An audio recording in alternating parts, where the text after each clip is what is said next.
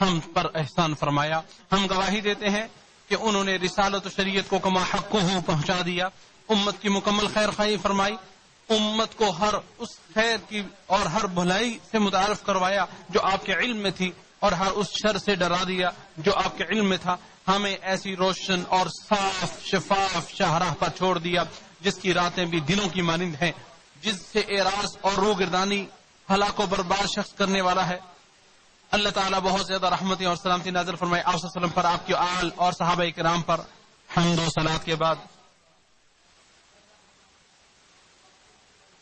میں آپ سب کو اللہ تعالیٰ سے ڈرنے کی وصیت کرتا ہوں، اور اپنے آپ کو بھی. ارشاد باری تعالیٰ ہے، اور جو اللہ تعالیٰ سے ڈرتا ہے اللہ تعالیٰ اس کے لیے راستہ پیدا کر دیتا ہے. اور دوسری جگہ ارشاد فرمایا، اور جو اللہ تعالیٰ سے ڈرے گا اللہ اس کے معاملات کو آسان کر دے گا. موسم حج کے ان دنوں میں ایک مسلمان ہی نہیں بلکہ تمام مسلمانوں کے ہاں کچھ ایسے لمحات و حالات لوٹ کر آتے ہیں جن سے ان کے سینے خوشی سے پھول جاتے ہیں، اور ان کے شعور و وجدان سے پہلے ان کی روحیں جھوم اٹھتی ہیں. انسان اگر اپنی نظریں دوڑائے تو وہ اپنی آنکھوں سے ایسے مناظر کا مشاہدہ کرے گا جن سے سینے کو ٹھنڈک پہنچے گی، دل و دماغ کو فرحت و مسرت حاصل ہوگی. حرمین شریفین اور مشاعر مقدسہ میں بڑے روح پرور مناظر دیکھنے کو ملتے ہیں جہاں امت کا ایمانی اور روحانی اجتماع ہوتا ہے. سب ایک جیسے لباس میں ملبوس ہوتے ہیں، سب کی ایک ہی آواز، قبلہ بھی ایک، نبی بھی ایک، سب کا مقصد بھی ایک اللہ وحدہ لا شریک کی رضا ہے. تو یہ کوئی اچنبے کی بات نہیں ہے کہ اللہ تعالیٰ اسی امت کو ایک عظیم امت بناتا، جیسا کہ نبی کریم صلی اللہ علیہ وسلم نے ارشاد فرمایا، یقیناً تم 70ویں امت ہو، تم ہی سب سے بہتر اور اللہ کے ہاں سب سے زیادہ مکرم ہو. اسے امام ترمذی نے اپنی جامع میں روایت کیا ہے.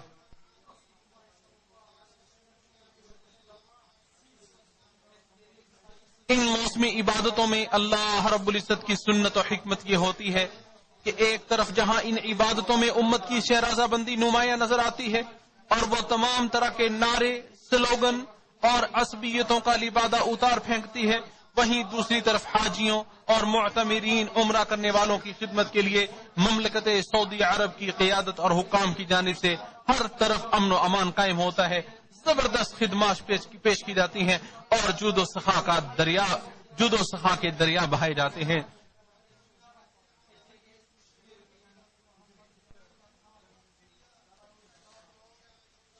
اس امت محمدیہ کی عظمت اس وقت دیکھنے کے لائق ہوتی ہے جب وہ اپنے پرکشش لباس میں ناز و انداز سے چلتے ہوئے اور خوبصورت پوشاک زیب تن کیے ہوئے ایسی عبادت کی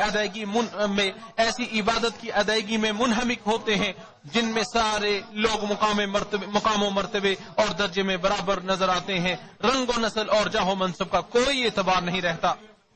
پھر یہاں ظاہر کے مقابلے میں باطن کی قدر و قیمت بڑھ جاتی ہے اور صرف دعوے کے مقابلے میں قول و عمل کی سچائی کی اہمیت دوبالا ہو جاتی ہے.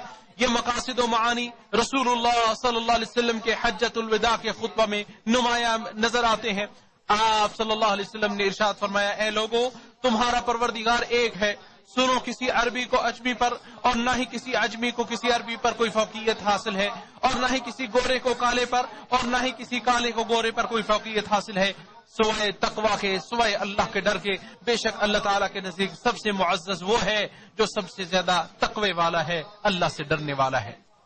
اسے ابو نعیم اور امام بہقی نے روایت کیا.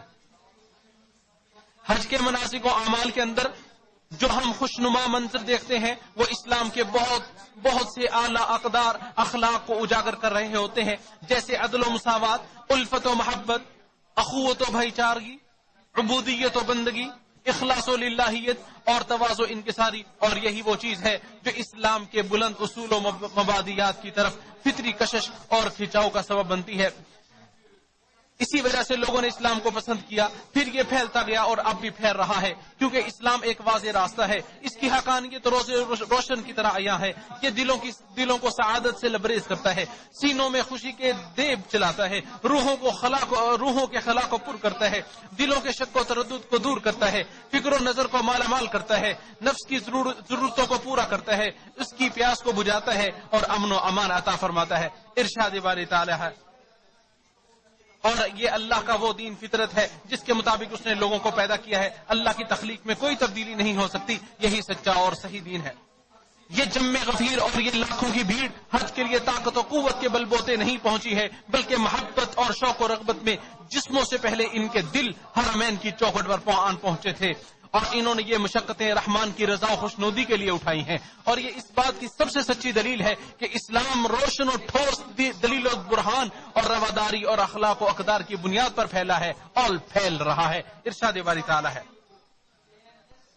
دین میں داخل ہونے کے لیے کسی کو مجبور نہ کیا جائے۔ ہدایت گمراہی سے الگ اور نمایاں ہو چکی ہے۔ اور دوسری جگہ ارشاد فرمایا، کیا آپ لوگوں کو مجبور کریں گے تاکہ سب کے سب مومن بن جائیں؟ میرے اسلامی بھائیوں، روئے زمین کے چپے چپے اور گوشے گوشے سے آئے ہوئے ان قافلوں پر آپ کو تعجب نہیں ہونا چاہیے، کیونکہ اسلام کے اقدار اور ایمان کی جڑیں سرحدوں کو چیرتے ہوئے فصیلوں اور دیواروں سے آگے نکل جاتی ہیں اور دلوں کے نہا خانوں میں گھر بنا لیتی ہیں، خواہ وہ دنیا میں کہیں بھی ہوں، پھر ان کو بلندی عطا کرتی ہے، انہیں پاک و صاف کر دیتی ہے اور انہیں ایک نئی خلقت میں تبدیل کر دیتی ہے۔ ارشاد باری تعالیٰ ہے، اللہ تعالیٰ کا رنگ اختیار کر لو، اور اللہ کے رنگ سے اچھا کون سا رنگ ہو سکتا ہے؟ اس جم غفیر نے اسلام کو گلے لگایا ہے، کیونکہ یہ متوازن ملت اور دین ہے، زندگی اور بدلتے ہوئے وقت اور زندگی کے ہر شعبے کا پورا لحاظ رکھتا ہے، ہر کسی کو اپنے اندر سمو لیتا ہے، ہر زمانے اور ہر وقت کے لیے یکساں مناسب دین ہے، ہر سوال کا جواب دیتا ہے اور ہر نئے مسئلے کے اسرار و رموز کھول دیتا ہے۔ ارشاد باری تعالیٰ ہے، آج میں نے تمہارے لیے تمہارا دین مکمل کر دیا اور اپنی نعمت تم پر پوری کر دی اور اسلام کو بحیثیت دین تمہارے لیے پسند کر لیا۔ اس امت اسلامیہ نے اپنے دین کو اس لیے پسند کیا کیونکہ یہ روحانی سکون و اطمینان اور معاشرتی امن و امان کا منبع و سرچشمہ ہے۔ یہ دین بے چینی اور تناؤ کے اسباب کو ختم کرتا ہے، دلوں کو راحت و اطمینان اور سعادت و خوشی سے معمور کر دیتا ہے۔ ارشاد باری تعالیٰ ہے، تو جس کو اللہ تعالیٰ ہدایت دینا چاہتا ہے اس کا سینہ اسلام کے لیے کھول دیتا ہے، اور جسے وہ گمراہ کرنا چاہتا ہے اس کے سینے کو تنگ اور گھٹا ہوا بنا دیتا ہے، جیسے کہ وہ آسمان کی طرف چڑھنے کی کوشش کر رہا ہو۔ اسلام نے اخوت کے معنی کو راسخ کر کے اور ایک مسلمان کے شعور و احساسات کو بلندی عطا کر کے امت اسلامیہ کے رشتے کو مضبوط کر دیا ہے، تاکہ وہ تمام لوگوں کے لیے خیر و بھلائی کی فکر کرے، جیسا کہ رسول اللہ صلی اللہ علیہ وسلم نے ارشاد فرمایا، تم میں سے کوئی اس وقت تک مومن نہیں ہو سکتا جب تک کہ وہ اپنے بھائی کے لیے وہی پسند نہ کرے جو اپنے لیے کرتا ہے۔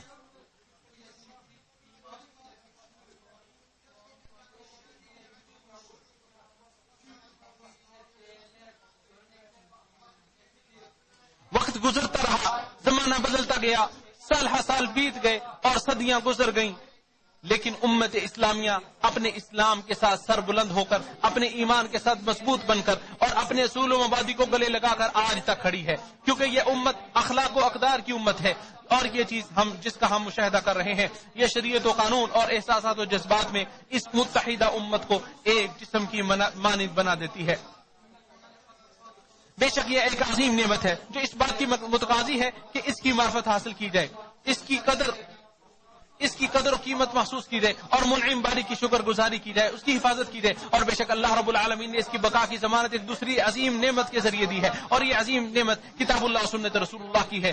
کتاب و سنت مضبوط و محفوظ قلعے ہیں، اور امت اسلامیہ جس قدر قرآن و سنت پر کاربند رہے گی اسی قدر اس میں باہمی الفت و محبت رہے گی، صفیں مربوط ہوں گی، اس کی ساخت مضبوط رہے گی۔ ارشاد باری تعالیٰ ہے، اور اس نے مسلمانوں کے دلوں میں الفت پیدا کر دی، اگر تم زمین میں جو کچھ ہے سب کچھ خرچ کر دیتے تب بھی ان کے دلوں میں الفت پیدا نہ کر سکتے، لیکن اللہ نے ان کے دلوں کو ملا دیا، اور یہ اس بات کا متقاضی ہے کہ ہر قسم کے اختلاف و انتشار کو ختم کیا جائے، چاہے اختلاف قول کی شکل میں ہو یا فعل کی شکل میں یا ہتھیار ڈالنے کی شکل میں ہو۔ اللہ رب العالمین کا ارشاد ہے، اور آپس میں نہ جھگڑو ورنہ بزدل ہو جاؤ گے اور تمہاری ہوا اکھڑ جائے گی۔ اور نبی سے سننے ارشاد فرمایا، خوب سن لو کہ اللہ تعالیٰ نے تم پر تمہارے آپس کے خون اور اموال اسی طرح حرام کر دیے ہیں جیسے تمہارے اس دن کی حرمت تمہارے اس شہر اور اس مہینہ میں مسلم ہے۔ اسے بخاری و مسلم نے روایت کیا ہے۔ بے شک امت اسلامیہ سے یہ مطلوب ہے کہ وہ ایسے جامع و ہماگیر امن و سلامتی کو یقینی بنائے جس سے دنیا و آخرت کا امن حاصل ہو۔ اس کے لیے ضروری ہے کہ عقیدہ کی فکری انحراف اور شکوک و شبہات سے محفوظ کیا جائے، اور قوم کے نوجوانوں کی فکری سلامتی کو انتہا پسندی، غلو اور تعصبات سے پاک رکھا جائے۔ نیز شکوک و شبہات اور خواہشات کے شکنجوں میں آنے سے انہیں بچا لیا جائے. ارشاد باری تعالیٰ ہے دونوں جماعتوں میں سے امن کا زیادہ مستحق کون ہے؟ اگر تم کو یہ سمجھ ہے جو لوگ ایمان لائے ہیں اور جنہوں نے اپنے ایمان میں شرک نہیں ملایا انہی کے لیے امن ہے اور وہی راہ راست پر ہے. امت اسلامیہ علم و عمل پر یقین رکھنے والی امت ہے. یہ نفع بخش ترقیوں کے اشانہ بشانہ چلنے والی قوم ہے. یہ زندگی کو خوشحال اور خوشگوار بنانے میں حصہ لیتی ہے. یہ ملکوں کی تعمیر اور زمین کے گوشے گوشے میں جد و جہد پر ابھارنے والی قوم ہے. یہ اپنے آپ کو جہالت اور کسل مندی سے دور رکھتی ہے. اسباب اور محنت و مشقت چھوڑ کر صرف اللہ پر بھروسہ کرتی ہے. ساتھ ہی ساتھ دین کے یہ اسباب اور محنت و مشقت کو چھوڑ کر صرف اللہ پر بھروسہ نہیں کرتی، ساتھ ہی ساتھ دین کے مسلمہ اصول، اسلام کی بنیادی تعلیمات اور اخلاق و اقدار پر قائم بھی رہتی ہے. لہذا اس موقع پر امت اسلامیہ پر یہ واجب ہوتا ہے کہ وہ اسلام کی رواداری، نرمی و آسانی، عدل و انصاف اور اس کے احکام و تعلیمات کی ہمہ گیری کو اجاگر کرے اور ہر اس چیز سے دور رہے جس سے اسلام کی شکل و صورت بگڑے اور اس کی روشن تعلیمات بدنما ہو. کتاب و سنت میں غور و فکر کرنے والا، بالخصوص حج اور دیگر عبادتوں میں متعلق آیتوں میں تدبر کرنے والا دین اسلام کی اس مسلمہ حقوق حقیقت کو اچھی طرح جانتا ہے کہ یہ دین نرمی و آسانی پر ابھارتا ہے، مشکل پر نہیں. یہ خوشخوب خبری سناتا ہے، متنفر نہیں کرتا. ارشاد باری تعالیٰ ہے اللہ تمہارے لیے آسانی چاہتا ہے، تمہارے لیے تنگی کو اللہ پسند نہیں کرتا. دوسری جگہ ارشاد فرمایا اس نے تم مسلمانوں کو چن لیا ہے اور تمہارے لیے دین اسلام کو میں کوئی تنگی نہیں رہی. اور رسول اللہ صلی اللہ علیہ وسلم سفیروں اور دائیوں کو دعوت دیتے ہوئے فرمایا کرتے تھے آسانی پیدا کرنا، مشکل میں نہ ڈالنا، خوشخبری دینا، متنفر نہ کرنا. اسے بخاری و مسلم نے روایت کیا ہے. ایک مسلمان اس امت کا ایک فرد ہونے پر فخر محسوس کرتا ہے کیونکہ یہ امت سب سے معزز امت ہے. ارشاد باری تعالیٰ ہے تم بہترین لوگ ہو جو انسان کے لیے پیدا کیے گئے ہو. یہ معتدل امت ہے، نہ اس میں غلو ہے اور نہ ہی افراد و تفرید، جیسا کہ ارشاد باری تعالیٰ ہے اور اس طرح ہم نے تمہیں اے مسلمانوں ایک معتدل امت بنا دیا ہے. یہ امت ہلاکت و بربادی سے محفوظ رہے گی، نہ یہ قحط سالی سے ہلاک ہوگی، نہ بھوک سے اور نہ غرقابی سے، بلکہ یہ قیامت کی صبح تک باقی رہے گی. کیا آپ ہماری نماز کی صفوں کو نہیں دیکھتے؟ یہ صف بندی اسی امت کا خاصہ و امتیاز ہے کیونکہ اللہ نے اس صف بندی کو فرشتوں کی صف بندی سے تشبیہ دی ہے اور اسے سب سے بڑی عزت کو تو قیامت کے دن ملے گی جب وہ اس حال میں آئے گی کہ وضو کے نشانات اس کے نمایاں ہوں گے. اسی نشانی پر نبی کریم صلی اللہ علیہ وسلم اپنی امت کو پہچانیں گے، پھر اس کا مقام و مرتبہ بڑھتا جائے گا یہاں تک کہ یہی امت پل صراط پر سب سے پہلے گزرے گی اور جنت میں سب سے پہلے جائے گی. میں انہی کلمات پر اپنی بات کو ختم کرتا ہوں. اللہ تعالیٰ سے میں بھی استغفار کرتا ہوں، آپ سب بھی استغفار کیجیے.